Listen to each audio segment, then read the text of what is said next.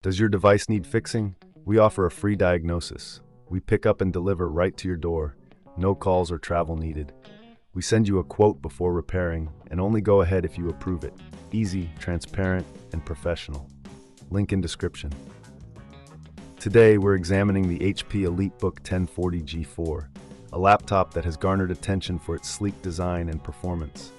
However, as we dive into this model, we encounter a significant issue. The motherboard appears to be damaged.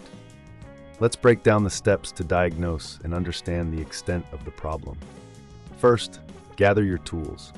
You'll need a Phillips screwdriver, a Torx screwdriver, and an anti-static wrist strap to prevent any static damage to the components.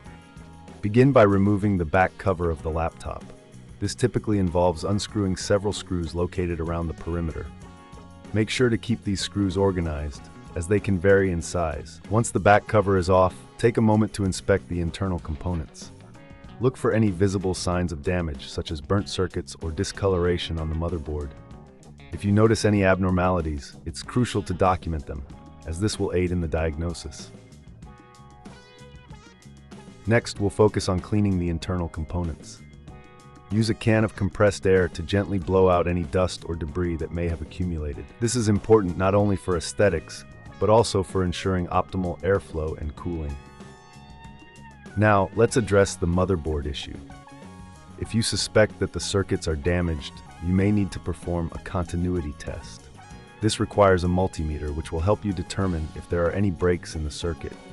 If you find that the motherboard is indeed compromised, it's often more cost-effective to replace it rather than attempt a repair. If you reckon this is too hard, remember we offer professional diagnosis without obligation. Our team can assess the situation and provide you with a clear understanding of your options. As we continue, let's discuss the importance of proper reassembly. When putting the laptop back together, ensure that all screws are tightened to the manufacturer's specifications.